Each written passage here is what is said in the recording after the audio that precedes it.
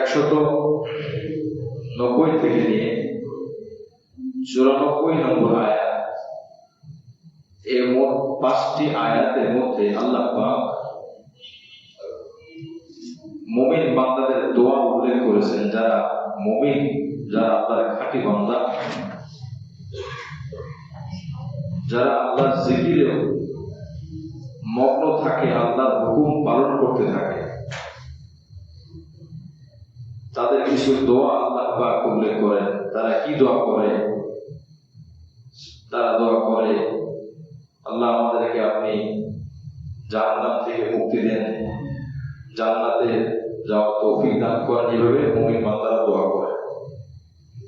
আরো মুমিন বান্দারা কি বলে? স্বীকারোক্তি দেয়, আল্লাহ আপনার পক্ষ থেকে যে ব্যক্তি আপনার দিকে ডাকে, আমরা তার ডাকে সাড়া দিই। আল্লাহ থেকে যে ব্যক্তি হক পথে হক ভাবে ডাকে, তার ডাকে সাড়া দেওয়া মানে হলো আল্লাহর ডাকেই সাড়া দেওয়া। 5 ওয়াক্ত মুয়াজ্জিন সাহেব নামাজের আগে আযান দেয়, ডাকটা দেয় মুয়াজ্জিন সাহেবের মুখ দিয়ে, কিন্তু ডাকটা আল্লাহ পাকের। যে ব্যক্তি মসজিদে আসে, অথবা যেই মহিলা, যেই মা বোন আযানের আওয়াজ শুনে বাসায় নামাজের জন্য প্রস্তুতি নেয়, সে কেমন যেন মুয়াজ্জিনের ডাকে সাড়া দেয় না, সে কেমন যেন আল্লাহর ডাকেই সাড়া দেয়। ডাক কে দিয়েছে এটা দেখার বিষয়, কার মাধ্যমে দেওয়া হয়েছে এটা কোন বিষয় না। অফিসের একজন নিম্ন শ্রেণীর পিয়ন, নিম্ন শ্রেণীর কোন ব্যক্তি, কোন কর্মচারী যদি বলে আপনাকে ডেকেছেন, কে ডেকেছে? সচিব সাহেব ডেকেছে, মন্ত্রী সাহেব ডেকেছেন, এমপি সাহেব ডেকেছেন, কোন ব্যক্তি ডাক দিয়েছে এটা মুখ্য বিষয় না, মানে কার মাধ্যমে দেওয়া হয়েছে এটা মূল বিষয় না, দিয়েছেন কি এটা হলো মূল বিষয়। এই জন্য আযানের ডাক এটা আল্লাহরই ডাক। হাইয়া আলাস সালাহ, হাইয়া আলাল ফালাহ আল্লাহই শিখিয়েছেন। তো এই জন্য মুমিন বান্দারা বলে, আল্লাহ আপনার পথে যারা ডাকে, আমরা তার ডাকে সাড়া দিই। মুমিন বান্দারা আরো বলে, হে আল্লাহ আপনার প্রতি আমরা ঈমান আনলাম, আপনি আমাদেরকে মাফ করে দেন, আমাদের গুনাহ সমূহকে ক্ষমা করেন, আমাদেরকে মুমিন বান্দাদের সাথে আমাদের মৃত্যু দেন। এইভাবে দোয়া করে। দোয়া শেষ 190 থেকে 194 নম্বর আয়াত পর্যন্ত এই 5টি আয়াতের মধ্যে দোয়া কথা উল্লেখ করা হয়েছে। আর 195 নম্বর আয়াতে দোয়া না, বান্দা দোয়া করেছে, এখন আল্লাহ পাক জবাব দিচ্ছেন, ফাস্তাজাবা লাহুম রাব্বুহুম আন্নী লা উযীউ আমালা আমিলিন মিনকুম মিন যাকারিন আও উনসা। আজকের পঠিত তাফসীর, আজকের পঠিত আয়াত, আল্লাহ পাক অর্থাৎ তাদের রব তাদের ডাকে সাড়া দেন। সাড়া দিয়ে কি বলেন? আমি কোন আমলকারীর আমল, কোন ইবাদতকারীর ইবাদত, সে পুরুষ হোক আর মহিলা হোক, সে পুরুষ হোক আর মহিলা হোক, কোন ইবাদতকারী বান্দার ইবাদত আমি আল্লাহ নষ্ট করব না। সুবহানাল্লাহ, এটা অনেক বড় ব্যাপার। হাসরের ময়দানে একদল মানুষ যাবে অনেক ইবাদত নিয়ে, ব্যাগ ভরে ইবাদত নিয়ে যাবে, যাওয়ার পরে দেখবে তার ব্যাগের মধ্যে কোনো ইবাদত নাই। বাজারে গেছে, পকেট ভর্তি টাকা নিয়ে, ঈদ শপিং করতে গেছে, বড় শপিং মলে গিয়েছে, পকেট ভর্তি টাকা নিয়ে ঈদের বাজার করবে, নিজের জন্য, পরিবারের জন্য, হাজার হাজার টাকা পকেটে, লাখ টাকা পকেটে। দোকানের মধ্যে ঢুকছে, শপিং মলে ঢুকছে, ঢোকার পর দেখে পকেটের তলা নাই, পকেটের তলা নাই, পকেট মার, ছিনতাইকারী সব টাকা নিয়ে গেছে, মানি ব্যাগ পুরোটাই তুলে নিয়েছে। তো তার কি অবস্থা হবে? দুনিয়াতে তো একটা ব্যবস্থা করা যাবে, টাকা চলে গেছে, ফোন দিয়ে, বিকাশে, বিভিন্ন মাধ্যমে আনা যাবে, কিন্তু হাসরের ময়দানে তো এরকম কোনো বিকাশ থাকবে না, কোনো নগদ থাকবে না। একদল মানুষ ইবাদত নিয়ে যাবে, ইবাদত করেছে, কিন্তু যাওয়ার পরে দেখবে ব্যাগের তলা নাই, ইবাদত সব নষ্ট হয়ে গেছে, আল্লাহ নষ্ট করে দিয়েছে। তার কর্মের কারণে, তার কিছু পাপের কারণে, কিছু পাপ আছে যে পাপগুলো নেকিকে ধ্বংস করে ফেলে। কিছু পাপ আছে যে পাপগুলো নেকি ইবাদত মানুষ যাই করে সবগুলো কি হয়, ধ্বংস করে ফেলে। এই জন্য ইবাদত যতটুকু আমরা করতে পারি, ইবাদত রক্ষা করাটা বেশি দায়িত্ব, বেশি গুরুত্বপূর্ণ। একজন মানুষ অনেক ইবাদত করে, কিন্তু ওই গুনাহ করে যে গুনাহ দ্বারা তার নেকি নষ্ট হয়ে যায়, তাহলে এই ব্যক্তি সব থেকে বেশি হতভাগা, দুর্ভাগা, বদনসিব। আর একজন ব্যক্তি অল্প অল্প করে নেকি করেছে, কিন্তু ওই গুনাহগুলো করে না, যে গুনাহ দ্বারা তার নেকি কাটা হয় সেই গুনাহগুলো করে না। বিন্দু বিন্দু ভালো করায় অথই মরুভূমি হয়ে যাবে, এক সময় দেখবেন তা বুঝিতে বহু নেকি জমা হয়ে গেছে। এই জন্য আমাদের দায়িত্ব, এখন আমরা ইবাদতের পিছনে যেই পরিমাণ উঠে পড়ে লেগেছি এটা ভালো, কিন্তু এই ইবাদতটা রক্ষা করার ব্যাপারে আমাদের কোনো খোঁজ খবর নাই। একজন রিক্সা চালকও দৈনিক 500 টাকা কামাই করার পরে মাস শেষে চিন্তা করে আমার টাকা রাখতে হবে, দৌড়ে চলে যায় ব্যাংকে। কি জন্য আসছে? অ্যাকাউন্ট খোলার জন্য আসছে, আমার টাকা জমা দেওয়ার জন্য। টাকা কামাই করে মাত্র 500, তার মাথায় চাপছে যে এই টাকাটা আমার রক্ষা করতে হবে, এই জন্য দৌড়ায় যায়, ব্যাংকে যায়, সহযোগিতা নেয়, সমিতিতে টাকা জমা দেয় যে আমার টাকা ইবাদত করতে হবে। এই জন্য ইবাদতকে কতটুকু করলো বা না করলো এটা তো সে পেয়ে যাবে, কিন্তু আবার থাকলো কিনা। আর একজন ব্যক্তি মাসে লাখ টাকা কামাই করে, কিন্তু টাকা নাই, টাকা থাকে না, ধরে রাখে না, ইবাদত করে না। বছর যাওয়ার পরে লাখ টাকা কামাই করেও পকেট শূন্য, ব্যাংক শূন্য। আর 500 টাকা রিক্সাওয়ালা বছরে যাওয়ার পরে দেখা গেল 50,000 টাকা, 20,000 টাকা জমা হয়ে গেছে। এই জন্য আমাদের যারা আমরা আমল করি, আমাদের দায়িত্ব, কর্তব্য, গুরুত্বপূর্ণ একটা ভাই, জরুরি দায়িত্ব হলো ইমামত হেফাজত করা। আমাদের অনেক ভাই, আমাদের অনেক দিনী ভাই, নামাজি ভাই, মুত্তাকি, তাহাজ্জুদ গুজার অনেক ভাই এমন আছি, আমাদের ইবাদত নষ্ট হয়ে যাচ্ছে, আমরা টের পাইতেছি না। অনেক ভাই এমন আছে যারা আমল করে না, তাদের তো কোনো টেনশন না, কিন্তু যারা আমল করে তাদের তো এই মাথায় রাখা উচিত ছিল যে আমি যা অর্জন করলাম আছে কিনা।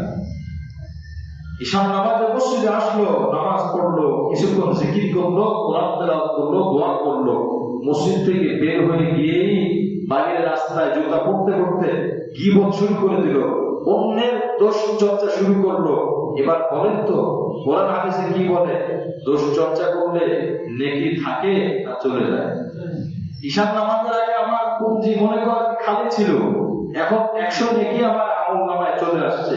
বাইরে বের হলাম, এক ভাইয়ের গীবত করলাম, সাথে সাথে নেকিগুলো বর্তন পড়ে যাচ্ছে, জ্বলে যাচ্ছে, জ্বলে যাচ্ছে।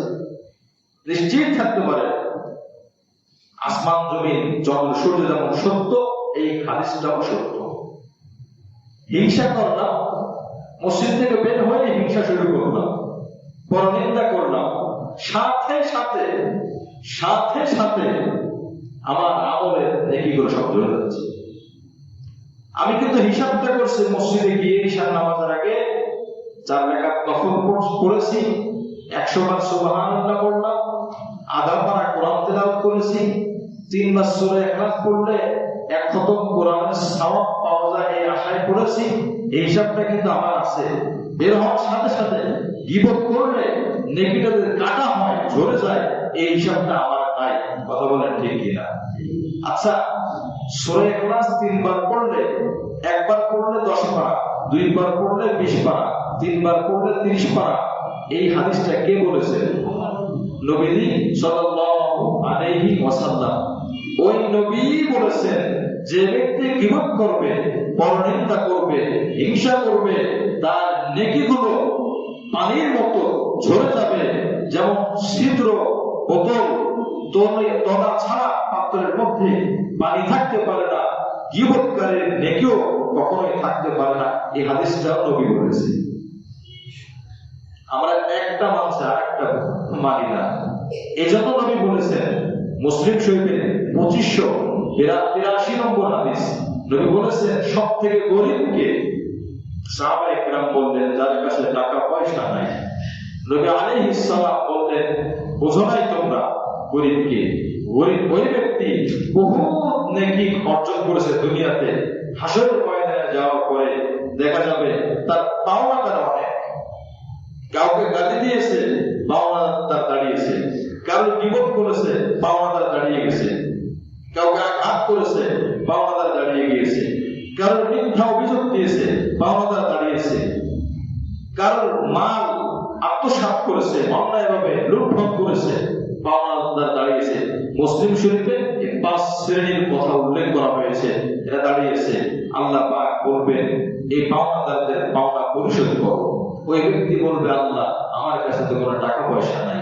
আল্লাহ পাক বলবেন মুসলিম শরীফের হাদিস, তোমার কাছে তোমার নেকি তো আছে? বলে হ্যাঁ আল্লাহ আছে তো। বলে ওই নেকি দিয়ে হলো আজকে তোমার পাওনা পরিশোধ করতে হবে। নাউযুবিল্লাহ। যার গীবত করা হয়েছে তাকে নেকি দেওয়া হবে, যাকে গালি দেওয়া হয়েছে নেকি দেওয়া হবে, যাকে আমি অন্যায়ভাবে ঘুষি মারছি, তার 1 ফোঁটা রক্ত বের করছি। এখন তো মানুষের রক্তের কোনো দামই নাই। কোন দাম আছে? কোনো দাম নাই। এই গত কিছুদিন আগে মনে হয় কোন দেশে একটা দুর্লভ সাপ মেরেছে, যে ব্যক্তি মেরেছে তার বিরুদ্ধে মামলা হয়েছে। আপনারা জানেন কিনা জানি না। একটা দুর্লভ সাপ, এই জাতটা বিলীন হয়ে যাচ্ছে।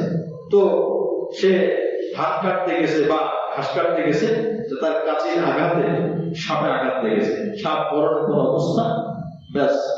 এরপরে আপনার দায়িত্বশীল কর্তব্যরত জীব প্রাণী দায়িত্বশীল যারা রয়েছে তারা চলে আসছে, মামলা হয়ে গেছে। তুমি বিরল একটা প্রাণীকে আঘাত করেছে, একটা প্রাণীর গায়ে আঘাত করেছে, তাই মামলা হয়।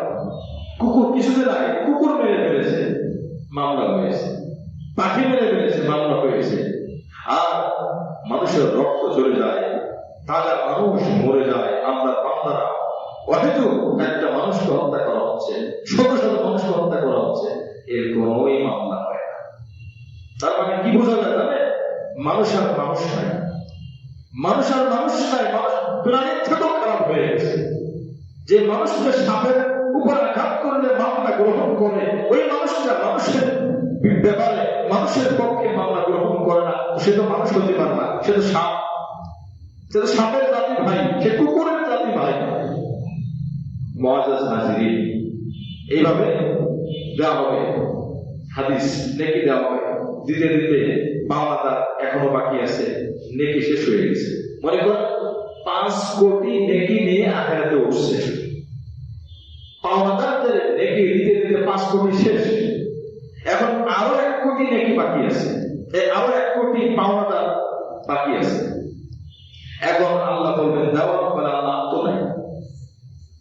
আল্লাহ পাক বলবেন পাওনাদাররা কোথায়? বলে এই যে আমরা আছি। তোমাদের কি কোনো গুনাহ আছে? বলে জি গুনাহ আছে। বলে এই গুনাহগুলো তোমরা যার কাছে পাও, বিনিময় পাও, ঋণ পাও, তার কাঁধে, ওই যে ঋণ ব্যক্তি তার কাঁধে গুনাহগুলো চাপায় দাও। এই ব্যক্তি নেকি নিয়ে আসছিল, তার কোনো গুনাহ ছিল না। পাওনাদারদের নেকিগুলো পরিশোধ করলো, এখন কোনো নেকি নাই, গুনাহও নাই।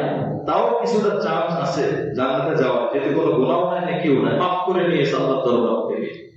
কিন্তু এখন ওই যে পাওনাদারদের গুনাহ এখন এর কাছে চাপানো হচ্ছে। নাও গুনাহ নাও, নেকি নিতে নিতে 1 কোটি গুনাহ জমা হয়ে গেছে। 5 কোটি নেকি ছিল শেষ, গুনাহ জিরো ছিল, কোনো গুনাহ ছিল না। এখন গুনাহ 1 কোটি আসলো, 5 কোটি নেকি শেষ হলো। নবীজি বলেন এই ব্যক্তি সব থেকে গরিব।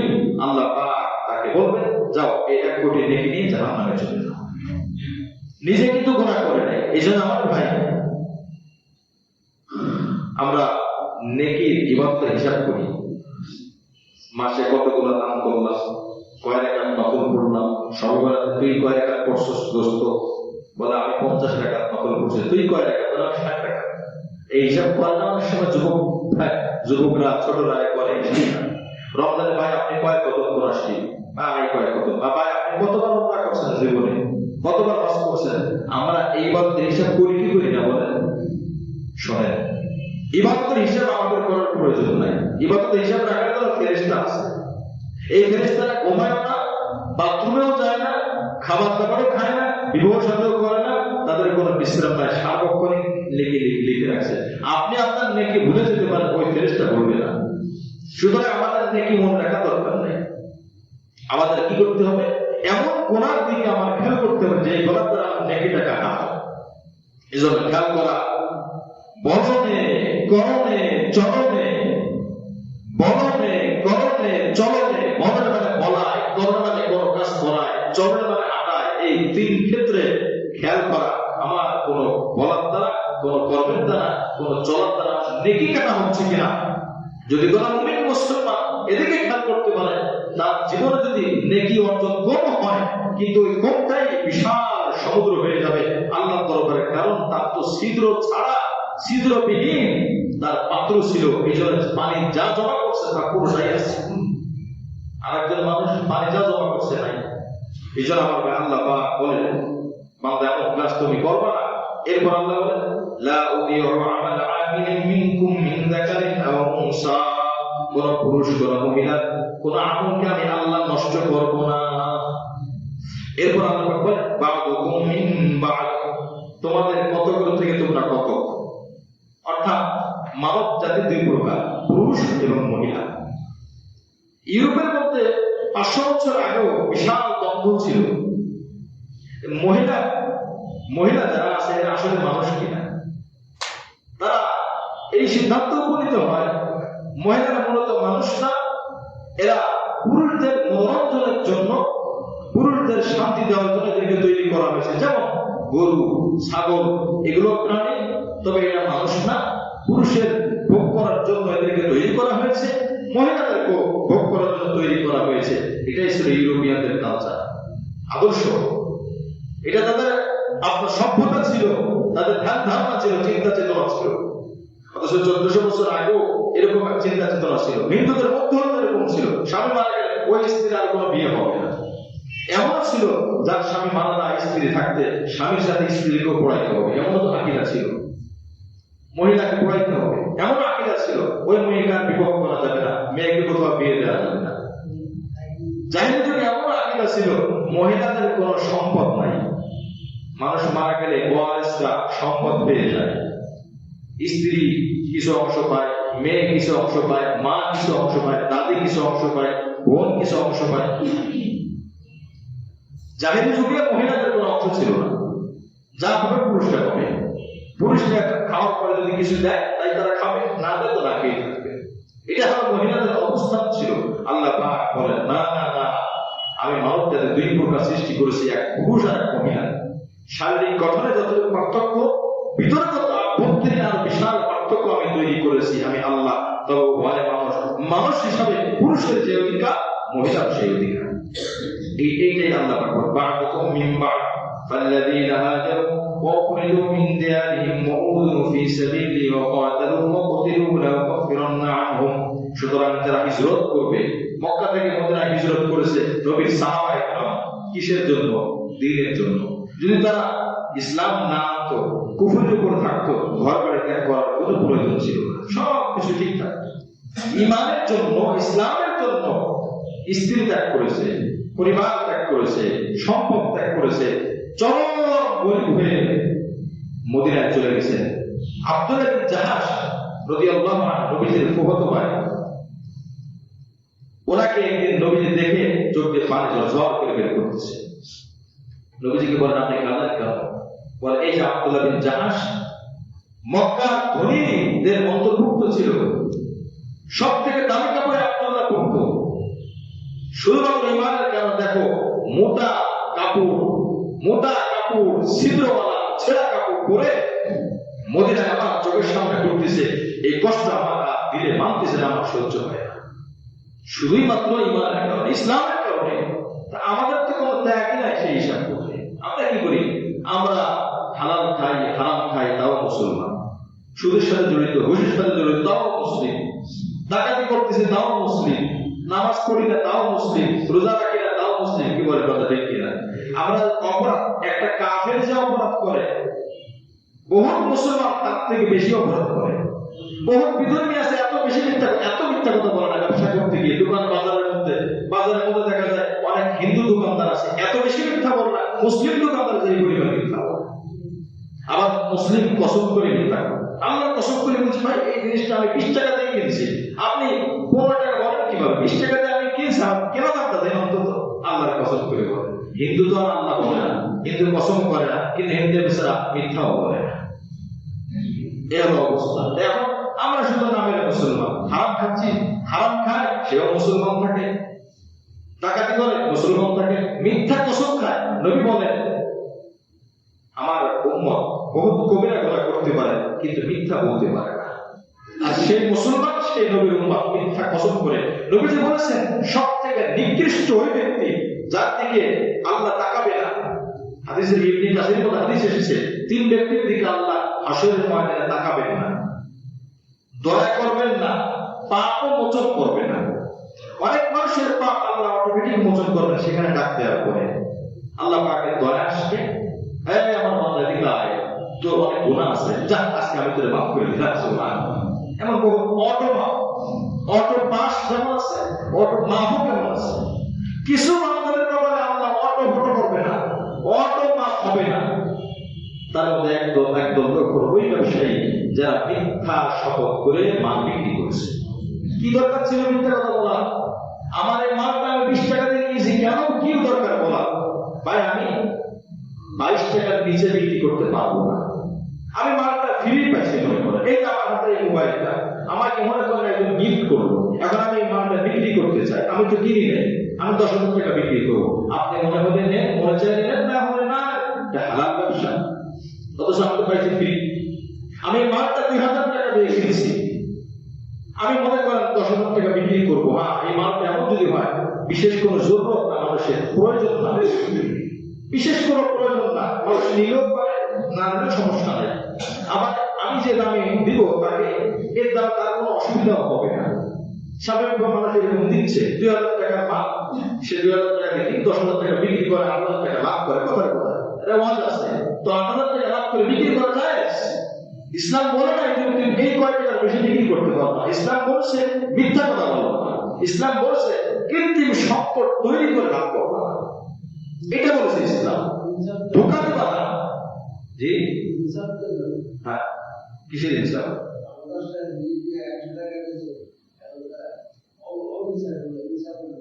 না, ইসলামের মূলনীতি আছে। তো বলতেছিলাম কৃত্রিম সম্পদ তৈরি করে বেশি বিক্রি করা, ধোঁকা দেওয়া, ফাঁকি দেওয়া, এগুলো হলো অপরাধ। আমাদের বাজারগুলোতে অনেক মাল আমরা এমন আছে যেগুলো দ্বিগুণ লাভে বিক্রেতারা বিক্রি করে। আসলে এমন বহুত মাল আমরা কিন্তু নেওয়ার বস্তু তাও আমরা জানি ওটা দ্বিগুণ লাভ করতেছে। ফাস্টফুডে, রেস্টুরেন্টে 1,000 টাকার খাবার খাইয়ে আপনি মনে করেন ওই 1,000 টাকার পরিবেশন খাবার আপনার সামনে আসছে, আপনি সত্যি কথা বলেন তো, ওই খাবারটা তৈরি করতে তার কয় টাকা লাগছে? 200 টাকা লাগছে সর্বোচ্চ, 300 টাকা লাগছে সর্বোচ্চ, লাভ করতেছে 1,000 টাকা। এটাও বলতে হবে এটা অনুচিত হচ্ছে। হ্যাঁ, এটা অনুচিত। আপনাকে তো ওই রেস্টুরেন্টে খাওয়া আপনার উপর বাধ্য করা হয় না, ওটা তো আপনার জরুরত। হ্যাঁ, এটা দেওয়ানি পরিণত হয়ে গেছে, এটা সবাই জানে, এরকম লাভ হয়। এই জন্য যে জিনিসটা মানুষের প্রয়োজন, ওই জিনিসটা মানুষের প্রয়োজনকে আটকে ধরে বেশিরভাগ বিক্রি করা ক্ষতিকর, এটা নিষিদ্ধ করা হচ্ছে। এখানে ইসলামিক কিছু মুআমালাতের ব্যাপক আলোচনা। আমি এই সাবজেক্ট আমি বলতে গেলে অনেক অস্পষ্টতা তৈরি হবে, কারণ মাদ্রাসার মধ্যে আমরা মনে করি কি মাদ্রাসায় নামাজ শুধু হজ যাকাত শেখানো হয় না, এটা ভুল কথা, এটা চরম ভুল কথা। মাদ্রাসায় যদি 3 বছর পড়ানো হয়, কথার কথা 3 বছর হাদিস পড়ানো হয়, মনে রাখবেন 3 বছরের মধ্যে 1 বছর নামাজ রোজা হজ যাকাত চলবে, আর 1 বছর শুধু লেনদেন চলবে, আর 1 বছর শুধু বিচার বিভাগ চলবে। বিচারের যে কোনো বিষয় আপনি বলেন, আমাদের সেই পড়ার একটা গুণ আছে, তাই দৈনিক চর্চা নাই। কারণ ইসলামের রাষ্ট্র না, এই জন্য প্রয়োজন হয় না। ইসলামের রাষ্ট্র হলে প্রয়োজন দেখা দিবে, যে কোনো বিষয় বলেন গ্রামগঞ্জে সালিশি হয়, অনেক বিচার হয় না, কিসের উপর ভিত্তি করে হয় বলেন তো? গ্রামগঞ্জে সালিশি হয়, মাদ্রাসার মাঝখানে চেয়ার ওরা নিয়ে বসে, আশপাশে মুরব্বীরা যুবকরা অনেকে বসে, ব্যাস সবাই একটা পরামর্শ করেন কি করা যায়, মাদ্রাসার মাঝখানে একটা বলেন। আমার মনে হয় এই বিচার করলে ভালো হয়, এরকম হয় না? সবাই এটাকে মেনে নেয়। আদৌ ইসলাম এটা কি গ্রহণ করছে কিনা ওই মাদ্রাসা সে জ্ঞান নাই। এখন ওইখানে কোনো আলেম সাহেব বলতে চায় আপনার বিচার সঠিক হয়নি, তখন এটা কেউ মানবে না। কেন? ইসলামের রাষ্ট্র। এই জন্য ইসলামে লেনদেন এটা মাপকাঠি আছে, মাপকাঠি আছে, আরবি কিতাব আছে, হাদিসের তাফসীর আছে, পুরো রূপরেখা তৈরি করা আছে। আপনি যে কোনো লেনদেন সামনে দাঁড়ানো পুরো রূপরেখা তৈরি করে দেওয়া আছে, কিন্তু এগুলো আমাদের জানা নাই, যার জন্য অনেক অস্পষ্টতা। নামাজ, রোজা, হজ, যাকাত পুরো একজন নামাজের কাছে পুরো ক্লিয়ার, পানির মতো পরিষ্কার, কিন্তু লেনদেন সম্পর্কে একজন বিক্রেতা একজন ক্রেতা বলেন তো তার লেনদেনের কয়টা মাসলা জানা আছে? আপনি নামাজি লোক হিসাব করেন না। একজন মানুষ জমি বিক্রি করে, তার সে ব্যবসা এটাই করে, জমি বিক্রির কয়টা মাসলা তার জানা আছে? একটা মাসলা যদি আমার বলতে যাওয়া হয় তার সামনে বলবে কি বলে এটা কি হয় নাকি, এটা কি সম্ভব, এটা নানান পদের কথা বলবে। আপনি নানান পদের কথা বললে হুজুরের নাম বসতে আসবে। আপনি মাসলা অনুযায়ী করলে আপনি বেঁচে যাবেন, আর মাসলা অনুযায়ী না করলে আপনি ধরা পড়বেন। কারণ হুজুর তো তার নিজের কোনো কথা বলবে না, ওটা তো কোরআন হাদিসের কথাই বলবে। কোরআন হাদিসে কি বলা আছে? কোরআন হাদিসে বলা আছে গরম চলবে না, কোরআন হাদিসে বলা আছে জাহাজ চলবে না। লটারিতে কেনা বেচা করা জায়েজ আছে? কি বলে? তাই মুসলমান তো করে, নামাজি তো করে। 10 টাকা দিয়ে 40 লক্ষ টাকা আপনারা দেখেছেন রিকশায় এরকম টিকিট বিক্রি করতো, কুপন বিক্রি করতো, 10 টাকার বিনিময়ে 40 লক্ষ টাকা। 2 মাস ব্যাপী কাজ বিক্রি হয়েছে, 2 মাস পরে একটা অনুষ্ঠান হবে, লটারিতে তার টিকিটটা আসবে। বলেন তো ওই টিকিটটা মনে করেন 1 লক্ষ মানুষ কিনেছে, 1 লক্ষ মানুষ প্রত্যেকে 40 লক্ষ টাকা পাবে, তাহলে কয়জন পাবে? একজন পাবে। তো 99,999 জন টাকাটা দিল, এই টাকাটা দেওয়া যায় হয়েছে? যারা নিছে তাদের নেওয়া যায় হয়েছে। আর যে ব্যক্তি 10 টাকা দিয়ে 1 লক্ষ টাকা 40 লক্ষ টাকা পাইল, অর্থাৎ 39,99,900 আপনার 60 টাকা বেশি যে পাইল, কোন দিকের বেশি পাইছে? এটা ভাগ্য কিনা হয়েছে না? লটারি সম্পূর্ণ ভাগ্য, ভাগ্য কিনা জায়েজ নাই। আপনি দেখবেন আইসক্রিম বিক্রি করে গ্রামের দাম কিনা দেখতেছি, গোড়াটা চাকরির মতো থাকে এরকম ঘোরায়, ওখানে 1 2 3 4 5 থাকে। মনে করেন একটা আইসক্রিমের দাম 5 টাকা, 5 টাকা দাও ঘোরাও। বেশিরভাগ সংখ্যাগুলো 1 লেখা থাকে, খুব কম থাকে 2 3 4 5। ঘোরার পরে দেখলে ওই একটাই পারে, সে কিনে সে চিন্তা করে না একটা নিশ্চিত হবে না, একটা তো পাবো। মনে রাখবেন যদি একটাও পায়, কিন্তু এই যে পন্থা যে ঘোরাইলো, এই পন্থা ঘোরার কারণে তার ব্যবসাটা নাজায়েজ হয়ে গেছে। এটা ইসলাম। ব্যবসায় আলোচনা আপনি আমাকে সারাদিন সময় দেন, আমি প্রস্তুত। ফজর পরে বসবেন, আমি শুধু লেনদেন আলোচনা করবো। আমাদের দেশে কি লেনদেন চলতেছে আর ইসলাম কি বলে কিতাব নিয়ে বলবো। মন করা না, দেখবেন হারাম কি পরিমাণ। হ্যাঁ, কিছু হারাম আছে মানুষ ইচ্ছা করে বাঁচতে পারত, কিন্তু মানুষ না জানার কারণে, বেশি লোভে, বেশি পাওয়ার কারণে ওইগুলো করতেছে। কথা বলে ঠিক না? কিছু হারাম থেকে মানুষ বাঁচতে পারে না, রাষ্ট্রীয় কিছু ব্যাপার স্যাপার থাকে, এলসি করতে গেলে কিছু হারামের মাধ্যমে যেতে হয়, এটা রাষ্ট্রীয় কিছু প্রেক্ষাপট থাকে, ওইটা ভিন্ন, ওইটা নিয়ে ভিন্ন আলোচনা। কিন্তু যেটা আপনার স্বার্থের মধ্যে আছে, বলেন তো আপনি এই কাপড় মোবাইলটা বিক্রি করবেন, আপনাকে কি ইসলাম বাধ্য করছে না বাজার কমিটি বাধ্য করছে? তুমি বলবা 20 টাকা আমি কিনছি, তুমি বলবা 10,000 টাকা আমি কিনছি, এটাকে বাজার কমিটি আপনাকে বলে দিচ্ছে, আপনি কেন একটা কথা বললেন? কেন বললেন? আপনি ক্রেতা বিবেচনা করে কিনবে, আমি কি আমার কেনা প্রয়োজন আছে কিনা, আমি রাজি আছি কিনা। বিক্রেতা বিবেচনা করে কিনবে, হ্যাঁ এটা দাম না খুবই প্রয়োজন, যার দাম খুবই প্রয়োজন। স্বর্ণ অলংকার খুব প্রয়োজন কিনা, স্বর্ণ অলংকার না হলে বাঁচবো না, ঠিক না? তো তার সামর্থ্য না, কেন সে স্বর্ণ অলংকার কিনতে যাবে? হ্যাঁ, স্বর্ণের দাম বাজারে 34-3 লক্ষ টাকা, আপনি 1,60,000 টাকা নেবেন, এই গ্যারান্টি করার কি দরকার আছে? এটা তো আপনার খাবারের জরুরত না। ইসলামের মধ্যে নিয়ামত, নিয়ামত মানে কি? ভোগ্য বস্তু 5 প্রকার। কয় প্রকার? এক বলতে গেলে কতদূর চলে যাবে না? 5 প্রকার। একটা হলো অত্যাবশ্যক, জানা হয় নয়। আরেকটা হলো যেটা হওয়ার দরকার, একটা আছে না কষ্ট হবে। 3 নম্বর আরেকটা আছে আপনার আরাম হবে। 4 নম্বর আরেকটা আছে দেখতে সুন্দর হবে। এই 4 প্রকার নিয়ামত আছে। 4 প্রকার নিয়ামত। আরেক প্রকার আছে দেখার সৌন্দর্য না, মানুষ এমনি কেনে বা শখে বসত, শখ দেখার কোনো সুন্দর শখে নেই, মনে চাই দেখেছি। এই 5 প্রকার নিয়ামত। এখন কোন প্রকার নিয়ামত পণ্য সামগ্রী কিনা আপনার কি বিধান আমার আপনাকে জানা আছে? তাহলে আমি বলবো কেমন কোনটা আমার কেনা দরকার, কোনটা কেনা দরকার না।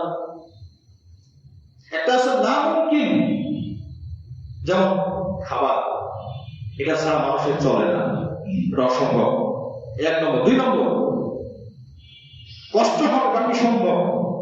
এখান থেকে যাত্রাবাড়ি যাওয়া, হেঁটে যাওয়া অসম্ভব নাকি কষ্টকর?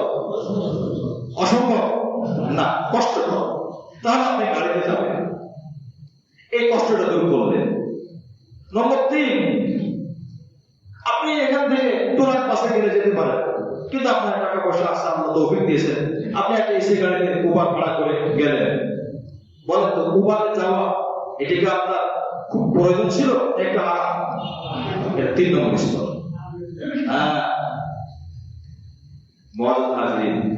কথায় অনেক কথা চলে আসে, লেনদেনের বিষয়, মহামারাতের বিষয়, এই বিষয়ে আমরা চরম অজ্ঞতার মধ্যে আছে। কথা বলা ঠিক না? যারা এটা একটা বলতে গেলে আরো 10টা অস্পষ্ট চলে আসে, একটা বলতে গেলে আরো 90টা, আরে এটা সমস্যা, ওইটা সমস্যা, তাহলে এটা ভুল, এটা ভুল, এইগুলো চলে আসে। কারণ এগুলো আমাদের জানা নাই। তাহলে আমরা জানি জিনিসটার দাম কত, 20 টাকা, 15 টাকা দেবে, সে যদি বলে হাত দেবো নেব, আর যদি বলে না দেবো তাহলে নেব, এইটুকু লেনদেন, হাত ধরে লেনদেন না। একজন ব্যক্তি দামাদামি করতেছে, এর মধ্যে আরেকজন ব্যক্তি বেশি দাম বলা, এটা ইসলাম নিষেধ করা হয়েছে। মুআজ্জাজ হাজিরিন, এই জন্য আমি বলতেছিলাম আল্লাহ পাক রব্বুল আলামিন কোন জায়গা থেকে কথা চলে গেছে কোন দিকে? ফাল্লাযীনা হাজারু, যারা হিজরত করবে, যারা হিজরত করবে, ঈমান তারা গ্রহণ করেছে অনেক কষ্ট করে, এই কথাই চলতেছিল। ওয়া উখরিজু মিন দিয়ারিহিম, তাদের বাড়ি ঘর থেকে তাদেরকে বের করে দেওয়া হয়েছে ঈমানের কারণে। ওয়া উযু ফি সাবিলি, আল্লাহর রাস্তায় তাদেরকে কষ্ট দেওয়া হয়েছে, ঈমানের কারণে কষ্ট দেওয়া হয়েছে। ওয়াকাতালু, আল্লাহর রাস্তায় কষ্ট দেওয়া হয়। মানুষ অনেক ধর্মকর্ম মানতে গেলে দেখো অনেক কথার শিকার হয়, তিরস্কারের শিকার হয়। অনেক সময় সামাজিক অনেক জায়গায় দেখা যায় যেখানে ইসলামিক কালচার যে সমাজে চলে না, ওই সমাজে আপনি একটা আমল করতে যাবেন, আরে বাবা দেখো আসছে সুবিধা আসছে, মনে হয় নামাজ আমরা পড়ি না, ওরা নামাজ পড়া লাগে, এই যে একটা ক্রিটিসাইজ করলো, এটা ঠিক না। আল্লাহ পাক বলেন আল্লাহ রাস্তায় কষ্ট পায়, আমল করতে গেলে কষ্ট হবে। ওয়াকাতালু, লড়াই করে, যুদ্ধ করে, ইসলাম হুকুমতের মধ্যে থেকে যুদ্ধ করে। ওয়াকুতিলু, আবার শহীদ হয়ে যায়। আল্লাহ বলেন এই সমস্ত গুণ যারা অর্জন করবে, লাকাফিরান্না আনহুম সাইয়্যাতিহিম, এই সমস্ত বিপদ যারা পাড়ি দিবে, আল্লাহ পাক বলেন তাদের সমস্ত গুনাহগুলো আমি আল্লাহ কাফারা করে দেব। সুবহানাল্লাহ, তার কোনো গুনাহ থাকবে না। ওয়ালা উদখিলান্নাহুম জান্নাত, আমি তাদেরকে জান্নাতের মধ্যে প্রবেশ করাবো। সুবহানাল্লাহ, তাজরি মিন তাহতিহাল আনহার, যে জান্নাতের তলে যে নহর প্রবাহিত হয়, নহর, নদী, 4 প্রকার নহরের কথা কোরআন শরীফে বলা হয়েছে। মদের নদী, দুধের নদী, মধুর নদী, পানির নদী, 4 প্রকার নদী। এই 3টা খুবই দামি, মদ, দুধ, মধু। আর আরো আশ্চর্যের বিষয় হলো দুধ আর মধু এটা ভেজাল ছাড়া পাওয়াই যায়। যে যত পছন্দ করে বলে ভাই আমার কি করে জানেন, গরমের সময় ঘাম ঝরতেছে, এই যে আমাদের টাকা, এই যে কপাল থেকে ঘাম ঝরে, হুজুর এই যে আমার হাতের ফোঁটাতে পানি আসছে না, জি এই 1 ফোঁটা পরিমাণ পানি দুধের মধ্যে নাই, এইভাবে বলে। যত ভেজাল দুধ তত 1 নম্বর কথা বলে, যত ভেজাল মধু তত 1 নম্বর কথা। আল্লাহ পাক বলেন সূরা মুহাম্মাদের 26 নম্বর পারায় বলেছেন ওখানে কোনো ভেজাল দুধ থাকবে না। দুনিয়াতে মানুষ 1-2 গ্লাস দুধ খায়, কিন্তু আল্লাহ পাক বলেন আমি সেখানে দুধের নদী তৈরি করে দেব। সুবহানাল্লাহ, দুধের সাগর হবে। মধু মানুষ 1 চামচ 2 চামচের বেশি খেতে পারে না, অনেক দামি জিনিস, শক্তিশালী জিনিস। আল্লাহ পাক বলেন জান্নাতে মানুষের অনেক শক্তি অনেক হবে, এই জন্য তার 1-2 চামচ মধু দিয়ে কাজ হবে না।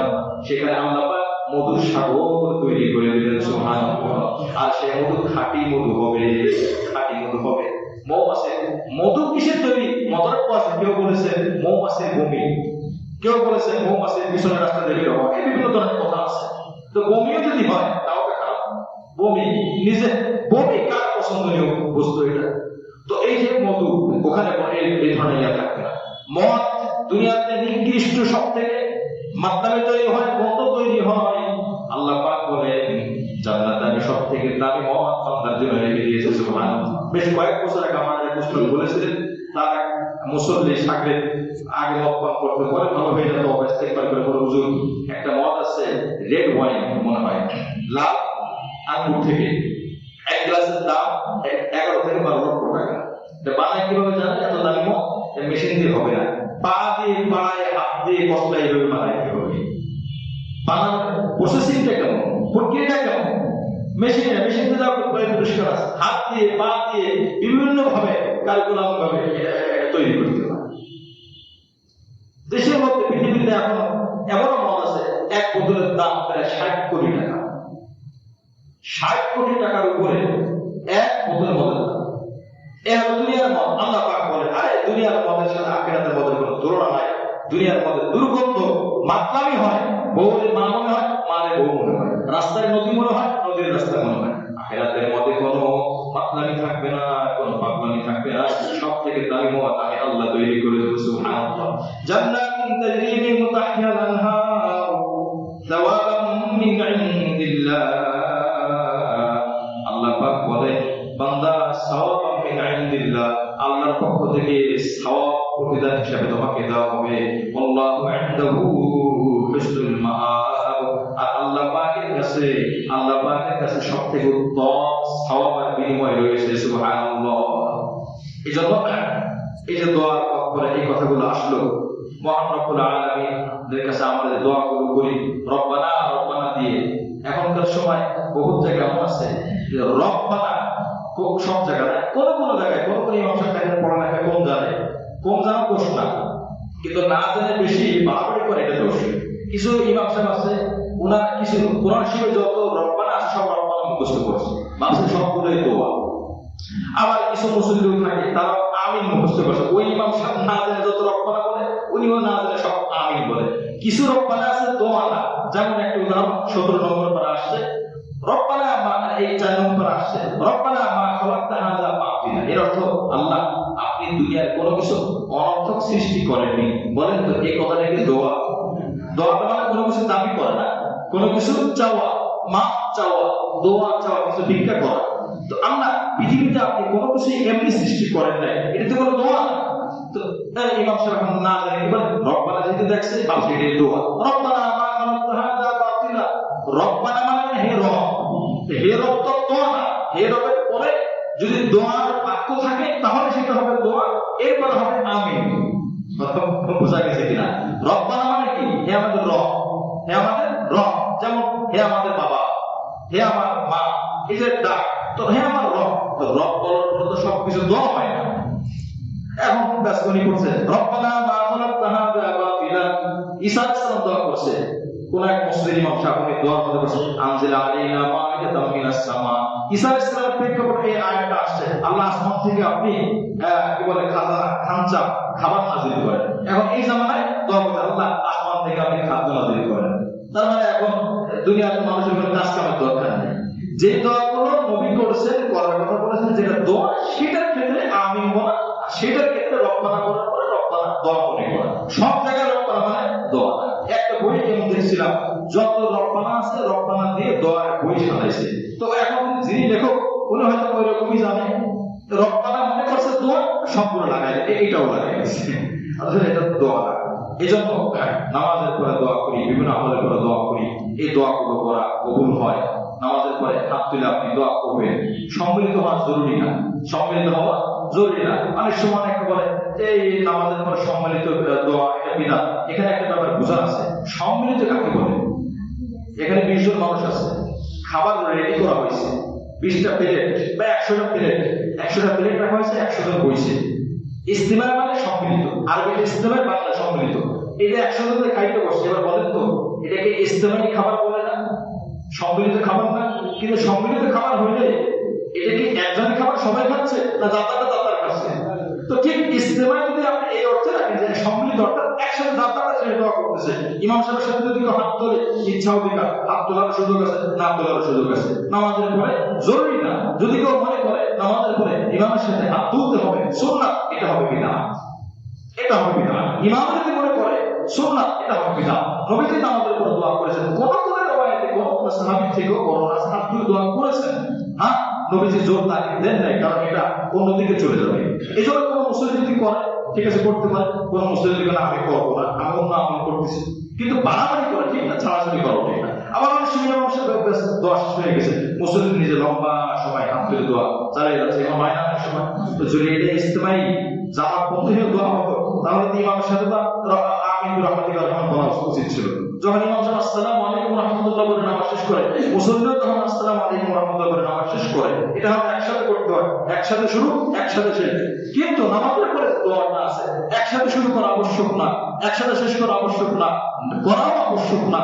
করতেও পারে, নাও করতে পারে, আগে করে আগে শেষ করতে পারে, আগে করে পরে শেষ করতে পারে, পরে করে সাথে শেষ করতে পারে, পরে করে পরে শেষ করতে পারে। বিষয়টা ক্লিয়ার হয়েছে ভাই? বিষয়টা খুব সহজ। এটা আমরা কঠিন যেখানে করে না আমরা খুব চিন্তা ভাবনা করবো, এই করে না করে ঠিক না, বাস করে না ঠিক আছে রেখে দিই, ওটা ব্যক্তিগত আমল। যেখানে যদি করে না, যদি কেউ ব্যক্তিগতভাবে মনে করে যে এই দোয়াটা করা নামাজের অংশ, দোয়াটা করা দরকার, না করলে হবে না, এটা হবে না, বাড়াবাড়ি হবে। যাই হোক, এটা এই জায়গায় রেখে দেওয়া যেহেতু চলে আসছে, এই পিছনে কিছু দোয়া গেছে। আমরা 195 নম্বর আয়াতের মধ্যে আমরা আল্লাহ পাক বান্দার আমল নষ্ট করে না, এই ব্যাপারে আল্লাহ পাক কিছু কথা বললেন। আল্লাহ আমাদের সকলকে আল্লাহ জান্নাতে যাওয়ার মতো যে আমলগুলো আছে বেশি বেশি করার তৌফিক দান করেন।